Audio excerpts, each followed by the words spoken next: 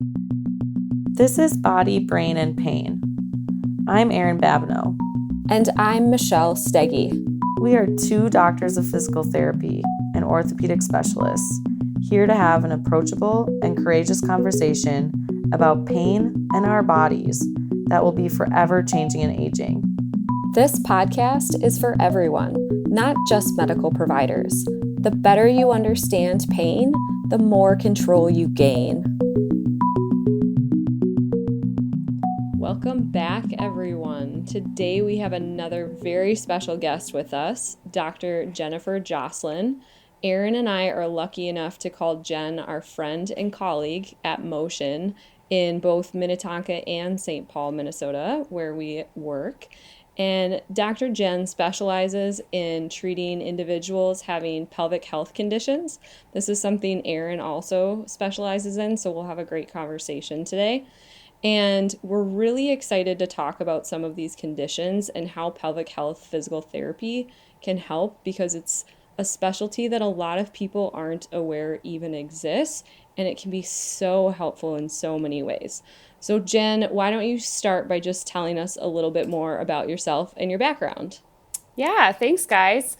I just wanted to say I'm super excited to be on the podcast. I feel like I fangirl a little bit over it, and I suggest it to a lot of patients, and I learn from it too. So thanks for having me. We're super pumped to have you. Thanks. I'm a physical therapist with a pelvic health specialty. I got my doctorate of physical therapy at New York Medical College. And so after about a year of working, I sort of started to become more interested in pelvic health, and I was kind of learning some things on my own. So I reached out to a colleague who is a pelvic floor or pelvic health specialist and shadowed her. And what really sort of drove it home in terms of my interest in pelvic floor was every single time I was in with a patient, they would turn to me and say, this is absolutely life-changing, and more people should be talking about this. So from there, I really fell in love with it. I took the Herman and Wallace courses, and I've also been really lucky to have a lot of great mentorship. So a large majority of my caseload now is pelvic health, and it's really fun and challenging. That's super awesome. I couldn't say more. It's one of the most rewarding specialties for sure. Definitely. Of course, I'm a little biased. Shout out to Alyssa George, who is also a pelvic health specialist at Motion. Yeah. We're missing you tonight, but she has been not only a wonderful coworker, but oh my goodness, such a wonderful huge mentor. mentor. I've learned so much from her. Yeah. So. And I can say for myself, as not a pelvic health specialist, but still someone who sees people who will commonly, it's one of the things on our intake form is, do you have any issues with incontinence? And every single person that checks that, I'm asking about it. And if they tell me that it's something that's been a problem, I'm telling them that they need to see one of you. Awesome. Because it's so important and so helpful. Awesome. Thanks. Yes. Great. So Jenn, why don't you tell us a little bit more just about what pelvic health physical therapy looks like, what kind of things you typically treat, just a little bit more about that. Yeah, so I think it might be helpful to start just talking about what is the pelvic floor. I feel like oftentimes that is sort of a mysterious group of muscles. We don't really learn a lot about them. We're not as familiar with the pelvic floor as we are with our bicep, for example. So basically, these muscles sit at the bottom of our pelvis, almost like a hammock or like a bowl. And these muscles contract and relax like any other muscle in your body. With that, they have slow twitch muscle fibers and fast twitch muscle fibers. And these muscles have a lot of different functions. They help us with urination, having bowel movements. They help to support our pelvic organs. They help with sexual function. They help us to manage pressure in our bodies.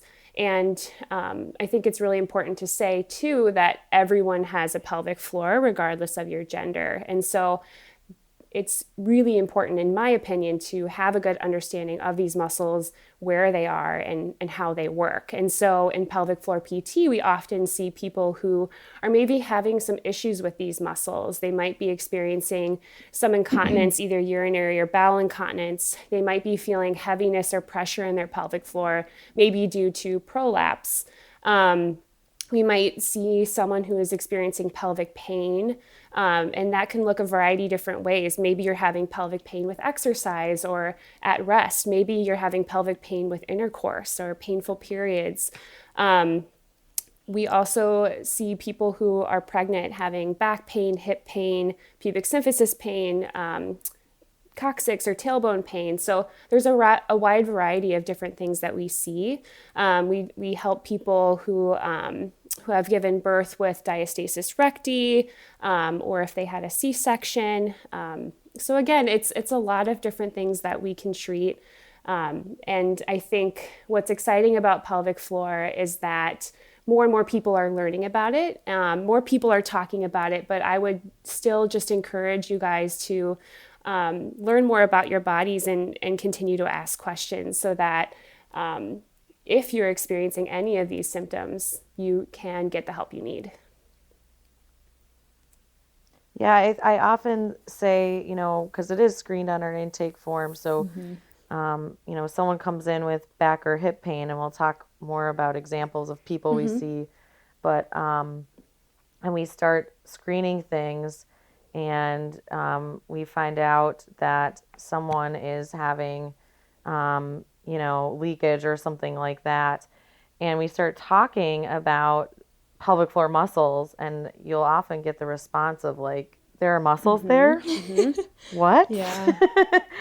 And so I often say this, I tell that to the people I'm seeing in clinic all the time. Like, my biggest, other passion, it's like why we're doing this podcast too, is just like a PSA to the world. So really, educating the community that we all have a pelvic floor too. So it doesn't matter if you have a vagina or a penis or, You're in transition. Whatever your anatomy is. Exactly. You're transitioning. You have a pelvic floor.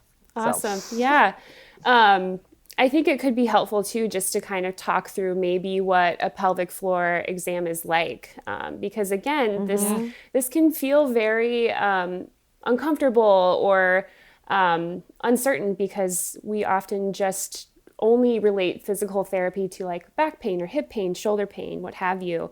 When having a pelvic floor exam, I always like to chat with a patient about the fact that they have options as to what their exam could look like when they come in. In a pelvic floor evaluation, you are able to have a full evaluation completely dressed. We often spend a long time chatting through your history. We want to know about when your symptoms started, how do they present, when do you feel those symptoms, with what activities. We want to know if you've had any children or any surgeries. So there's a lot of different questions that we ask so that we really get a full picture of what you're experiencing. From there, again, that exam can be completely external, and we can gather a lot of information that way. So if you're finding that you might not be ready for something more invasive, that's completely okay. If we were to do a full pelvic floor exam, it can be an external and internal exam where you're undressed from the waist down. And my disclaimer with that too is you are always able to change your mind during the exam. You're completely in control. So if you ever feel like you need a break, or you're like, you know what, never mind, I just don't think I'm ready for this today, or this just isn't for me, that's absolutely okay. And there's 0% judgment attached to that. What that external exam typically looks like is just kind of getting an idea of what your muscles are like on the outside, getting a sense of sensation, or if there's any tight or tender muscles outside of the pelvic floor. We also look at skin integrity, if there's any kind of scar tissue involvement. And from there too, we look at your ability to contract and relax your pelvic floor, and we watch you cough. So just kind of getting an idea of your coordination, and two, kind of helping you to figure out if you can find these muscles, because sometimes that alone can be really tricky. From there, we'll do a 1-finger internal exam, either vaginally or rectally. And that will just help us get a sense of what those muscles are feeling like on the inside. If there's any tenderness, muscle tightness, again, scar tissue, we'll get a sense of what your muscle strength is like. So tightening those muscles or doing a Kegel, we'll see how long you can hold that muscle contraction. We'll see if you can bear down. And so just kind of, again, getting an idea of how your muscles might be playing in a role with whatever symptoms that you're having. That being said, the exam too is something that can be flexible. So if there's any part of the exam that you're just not feeling up to on that day, there's always a rolling consent policy, and you are absolutely in control with that exam. And I think you said that so well, Jen. And the reason why I think these exams are so powerful for a lot of people is pelvic floor is one of our most commonly misdiagnosed situations for a lot of people. So I don't know about you, but how many times in your clinic is someone coming in for hip pain or low back pain, and we start screening some of these other signs and symptoms. And it's, we always prep in the morning for our patient caseload, and, it's pretty screaming at us that there's a pelvic floor involvement. And that, when we look at even the research around pelvic floor, the reason why that internal assessment, again, if someone is totally open to it, we always ask for consent, but can be so powerful is because we can reproduce someone's pain that maybe they have seen 5 providers for and have never been able to figure it out. Yeah, absolutely. And get feedback for it. So you said that so well too. Like, we're talking about a group of muscles that a lot of people haven't even thought about, let alone even maybe know that it exists. Right. So we're using biofeedback or our finger to give that patient or person information on what the function and how those muscles move and the awareness around it. Yeah. Because we will talk a ton about this, but body awareness, we've kind of been a nauseating level of this in our podcast, but body awareness is right. Everything. It's power. It's taking the locus of control right, back. Exactly. And I think something important to mention too is that when it comes to pelvic floor dysfunction of any kind, it's super multifactorial, and therefore with that exam too, we look at other things outside of the pelvic floor. We want to know what your range of motion is like, what strength of other muscles are like. We want to know how your core muscles are functioning. We want to know how you can squat and how you can walk. What is exercise looking like for you? So it's while we find, I think we're talking so much about like pelvic floor is so important, but like the rest of your body is super important too. And everything works really closely together. So it's so much more than those little muscles. And also those muscles are so important. Yeah, well, it's holistically looking at, I always say in a someone's journey with me, but we're getting awareness of a group of muscles that helps you. But then again, how are you applying it to squatting, 100%. Walking, how you're holding your body throughout your day, and that application and awareness throughout your everyday movement is what's so important. Definitely. So Jen, why don't you give us an example that you think would be helpful for people that gives a little bit more background or just a good example of what someone might see when they're in the clinic, or just a good patient example? Yeah. I think a condition I commonly see is endometriosis. Endometriosis is when endometrial tissue grows outside of the uterus, and it can be quite painful. And oftentimes people will have many different methods of treatment that they undergo to try to manage these symptoms. When it comes to pelvic floor physical therapy and endometriosis, we are trying to figure out how your muscles are related to your pain. And I think what is great about this podcast is you guys have talked so much about how pain influences our bodies and how it's so closely related to our brains. And I think endometriosis is a prime example of how when we are in chronic pain, when we've gone through a lot in terms of seeing multiple providers and having perhaps not so great experiences, our bodies remember that, and with that we go into that fight or fight response. Our cortisol levels increase and our muscles tighten up to guard and protect us. And so a lot of times we are helping patients with endometriosis learn how their muscles are involved with that pain, and how they can try to use things like pelvic floor relaxation and mantras and goal setting to help them to feel a little bit more in control of the symptoms that they're experiencing. Yeah, that's awesome.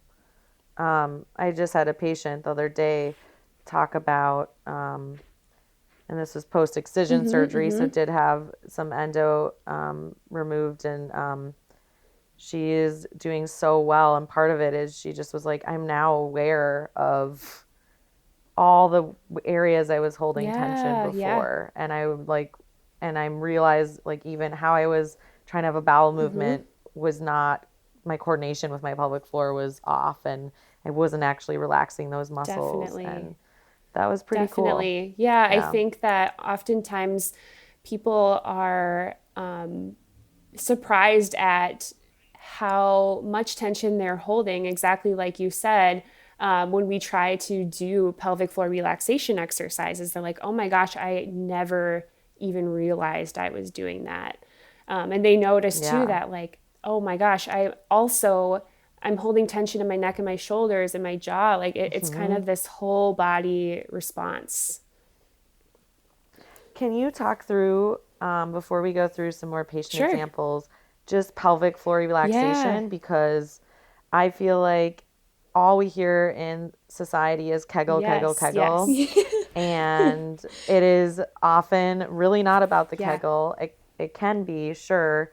But just like any other muscle group, if it's tight and you start to try to make it tighter, it might not be the most functional. So really teaching someone to fully relax actually helps them get a ton of strength. I give that bicep curl analogy, if we're doing mini biceps curls all the time. For sure. Is that helpful versus that full bicep curl? So can you just explain to people, because I think it'd be helpful for them to leave this episode and know how to relax their pelvic floor. Yeah, and I think it's a great tool for literally anybody. And what's funny is like you guys have talked about how to relax your muscles in other episodes. I told you I'm a big fan of this podcast. So when I'm talking through how to relax the pelvic floor, I often start with the diaphragm. So when we think about the pelvic floor, I like to think about kind of three muscle groups that work really closely together. I think about the diaphragm, core, low back muscles too, and the pelvic floor. And so with diaphragmatic breathing, we're kind of trying to synchronize those muscles. So as you're inhaling, you're allowing that diaphragm to move to allow air into your lungs, which is tapping into that parasympathetic nervous system and helping that body to relax. You're allowing your belly to expand three-dimensionally. And then from there, you're tuning into your pelvic floor muscles. So as you're breathing with your diaphragm, as your belly is expanding, you are thinking about those pelvic floor muscles like they're melting underneath you. Or a cue that I actually first learned from Erin that I really like is thinking about your labia being flower petals, and as you're inhaling, that flower is blooming or expanding. And two, you can get really creative with whatever cue works best for you. But those are the two that I like the most. You can think about your pelvic floor being like that hammock or bowl, and every single time you inhale, it's expanding. But I often give this exercise as homework and say, this is something I would like you to practice for, let's say, 5 minutes a day, even if it means just like when you're trying to fall asleep at night. But it can be a great way to manage pain in the moment. I also tell people too that they can check in with their bodies throughout the day and just kind of notice, let's say a lot of us are working from home right now. We're at our computer and, taking that movement break or that minute to just take a second and do a body scan and just notice, okay, where am I holding tension? And including your pelvic floor in that, and using that breath and those visual cues to help you let go of that tension. Yeah, I think that's awesome. I mean, I often give the screwdriver analogy. So, your diaphragm sits right in your ribs. Your pelvic floor is right outside your vaginal entry if you have a vagina, right below your testicles, and in other areas if you have a penis. And you're inhaling, filling that belly up. And just like you described, that area is coming away from your body. I know, this kind is a good segue, but since we don't talk a lot about this stuff, I know I'm frequently telling someone to go home and get to know their body. Yes. So use your hands for feedback, a mirror to look at your kind of perineal area, and that's just where those muscles sit. And it can be tough sometimes because we don't talk about it, and it's totally personal, but these muscles are part of everyday function. So just that relaxation point, I mean, we have to relax our muscles in order to have a bowel movement or urinate. Exactly. And I don't think a lot of people realize that. Those muscles are literally the ones in control of letting you do that. Right. I'm often saying to people that exactly what you said, we have to relax those muscles in order to urinate. And so I tell people kind of, it's a fun way to say it, but no power peeing, no pushing and straining to urinate, or, no pushing or straining to have a bowel movement. And if you are, that's something you need to kind of start thinking about, why am I having to push and strain to have a bowel movement? What are some things that I can change? Or is that a muscular issue? And that's also something to help with. Totally. That application piece for sure. Yeah. That's great. Cool. I think that's super helpful. I think just even the point of these are things that everyone should be aware of, because if there's something that's not functioning properly, it's something that you can get help for. And I think, it seems to be a topic among, people as they age, women in CrossFit. You hear a lot about, where it's like normal to pee your pants. And it's not. It's common. 30%, right. But it's not normal. 30% of college athletes have pelvic floor dysfunction. That's 30%. That's crazy. That's such a high number. Totally. And a large amount of my caseload is, postmenopausal people with vaginas, and completely normal, right? So you don't have to just feel heaviness and be peeing your pants. Right. There's a lot of tools for that. Right. Yeah. Exactly. And like Jen said that when you were just starting out, that people found this treatment to be life-changing, and that's so powerful, because it just goes to show that no, this isn't something that has to happen or that you just have to deal with because you're getting older or because you had a baby or whatever it may be. This is something that you can address and change. Yeah. Yeah, and I think something that can be helpful to talk about is that oftentimes when we have pelvic floor dysfunction, and because we are often we're not well informed about our anatomy, we can feel very broken. We can feel really out of control of these symptoms. And so something that I wanted to talk about too is that there are so many reasons as to why we can have pelvic floor dysfunction. It's very multifactorial. With that being said, I think that makes it sound even more intimidating, but what I want to bring up is that there are a lot of external factors that influence our symptoms, just like any other musculoskeletal pain that we have, like back pain, for example. So thinking about perhaps what is my stress level? How much sleep have I gotten? Even things of like nutrition, or what has my exercise been like? Have I been doing too much, or could I exercise a little bit more? A lot of that can impact our pelvic floor symptoms too, not even just pain, but even things like incontinence or prolapse symptoms or sexual function. So, we can really think hard about our symptoms and think about those variables and kind of get curious and creative as to how we can feel more in control of those symptoms. Maybe it means that I'm having pelvic pain. Can I try out those relaxation exercises? I'm having incontinence. Can I modify this exercise, or can I do it in a different way? Can I change my posture, the way that I'm using my muscles to influence those symptoms? I'm leaking when I'm walking. Can we start with some walking goals that might make leaking more manageable? Or can we set small goals so that you feel like you can still do what you love to do, but maybe in just a slightly different way as you continue to work on whatever it is that we're working on. Yeah, we talked a ton about that with Dr. Kayla, which was awesome, but just your body is so strong and so resilient. It just needs the right tools. One thing I do want to address is just the population typically with pelvic floor is completely underserved. So we see a lot of people transitioning. We see a lot of people of color who've gotten really poor postpartum or during pregnancy treatment.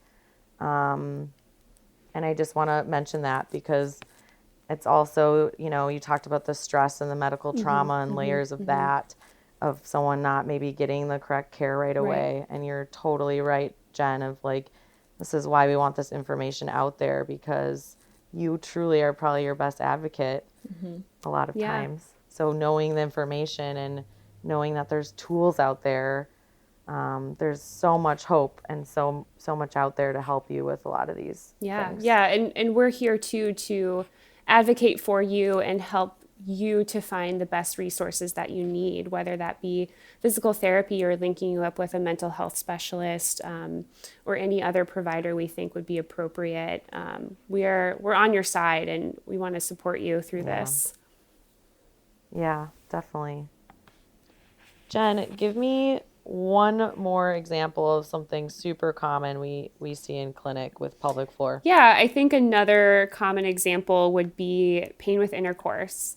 I feel like I'll have people come in and say, I've been having pain with intercourse for as long as I can remember, and I've chatted about it with my doctor, and I've kind of been just told, like, try a glass of wine or use lubricant, and they weren't really given any other resources. So something that we work on is, again, learning how to relax those muscles. And also we like to educate that sex doesn't always have to include penetration. There's a lot of different ways that you can be intimate with your partner.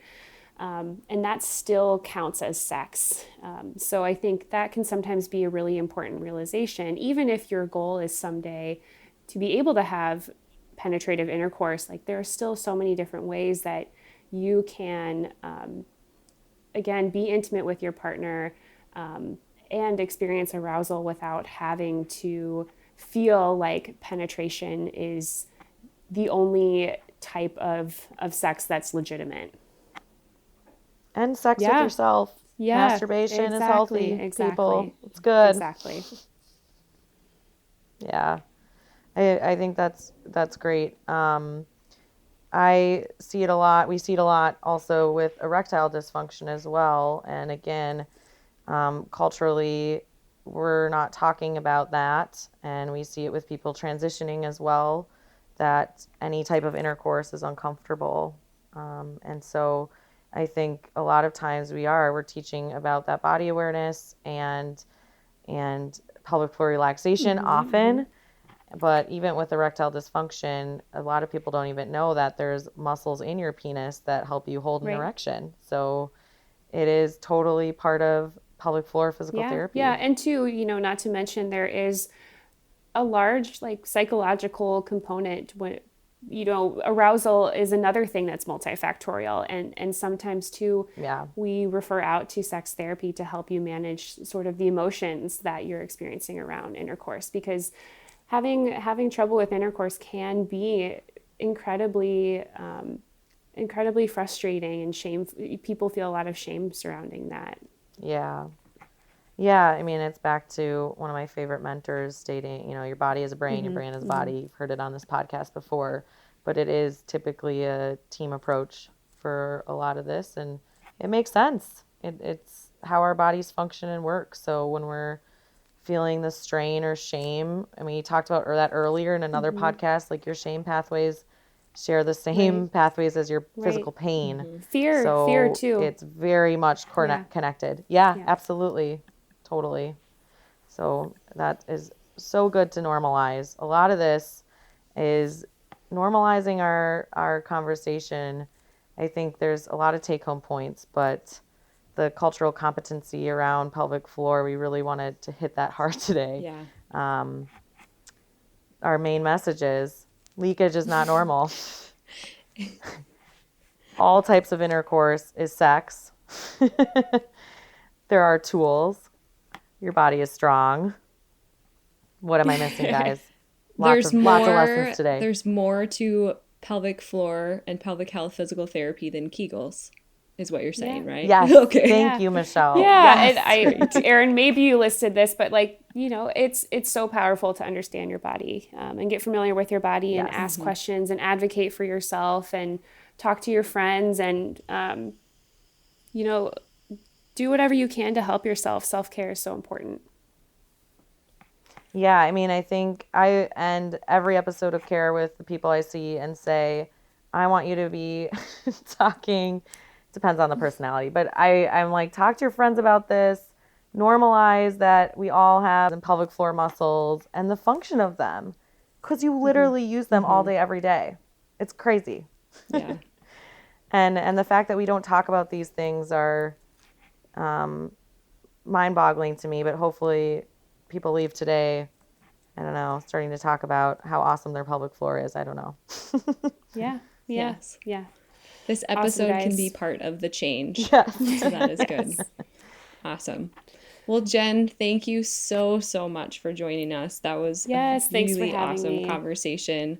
I promise you this will happen again, because I know before we actually recorded this, there's probably another hour of conversation. I feel like we could just talk forever. We literally before this had to say, guys, we can't go down dark holes. Like we have to. What do we want to talk for 4 hours today? Yeah.